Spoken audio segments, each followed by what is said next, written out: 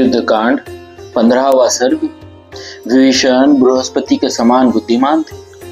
उनके वचनों को जैसे तैसे बड़े कष्ट से सुनकर राक्षस युद्धपतियों में प्रधान महाकाय इंद्रजीत ने वहां एक बात कही। मेरे छोटे चाचा, आप बहुत डरे हुए कि भांति यह कैसी निरर्थक बात कर रहे।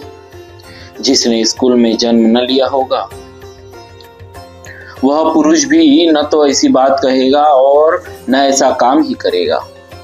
पिताजी, हमारे इस राक्षस स्कूल में एकमात्र ये छोटे चाचा विभीषण ही बल, वीर्य, पराक्रम, धैर्य, शौर्य और तेज से रहित है। वे दोनों मानव राजकुमार क्या है, उन्हें तो हमारा एक साधारण सा राक्षस भी मार सकता है। फिर मेरे डरपोक चाचा, आप हमें क्यों डरा रहे? मैंने तीनों लोकों के स्वामी देवराज इंद्र को भी स्वर्ग से हटाकर इस भूतल पर ला बिठाया था।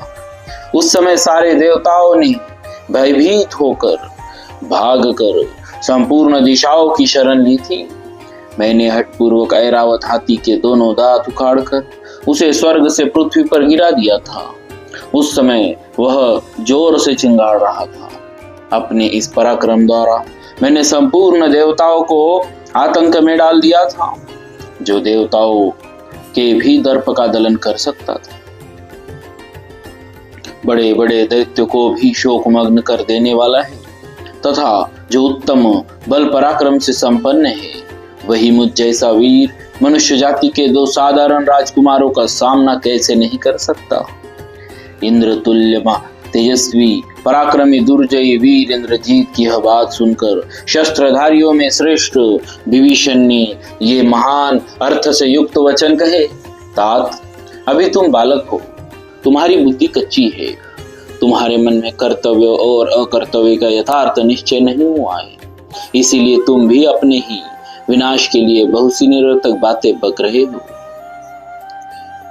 इंद्रजीत, तुम रावण के पुत्र कहलाकर भी ऊपर से ही उसके मित्र हो, भीतर से तो तुम पिता के शत्रु ही जान पड़ते हो। ऐसी यही कारण है कि तुम श्री रघुनाथ जी के द्वारा राक्षस राज के विनाश की बातें सुनकर भी मोहवश उन्हीं की हाँ में हाँ मिला रहे हो। तुम्हारी बुद्धि बहुत ही खोटी है। तुम स्वयं तो मार डालने के योग्य हो ही, जो तुम्हें यहाँ बुला लाया है वह भी वध के ही योग्य है। जिसने आज तुम जैसे अत्यंत दुस्साहसी बालकों इन सलाहकारों के समीप आने दिया है, वह प्राणदंड का ही अपराधी है। इंद्रजीत, तुम अविवेकी हो, तुम्हारी बुद्धि परिपक्व नहीं, विनय तो तुम्हें छू तक नहीं गई। तुम्हारा स्वभाव बड़ा तीखा और बुद्धि बहुत थोड़ी है। तुम अत्यंत दुर्बुद्धि, दुरात्मा और मूर्ख हो, इसीलिए बालकों किसी बेसिर पैर की बातें करते हो। भगवान श्री राम के द्वारा युद्ध के मुहाने पर शत्रुओं के समक्ष छोड़े गए तेजस्वी बाण साक्षात ब्रह्मदंड के समान प्रकाशित होते हैं, काल के समान जान पड़ते हैं और यमदंड के समान भयंकर होते हैं। भला उन्हें कौन सा सकता है?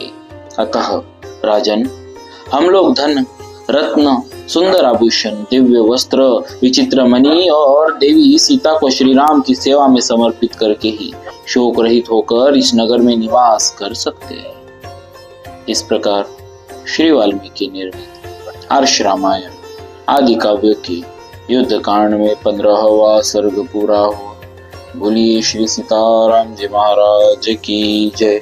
भक्तवत्सल भगवान की जय।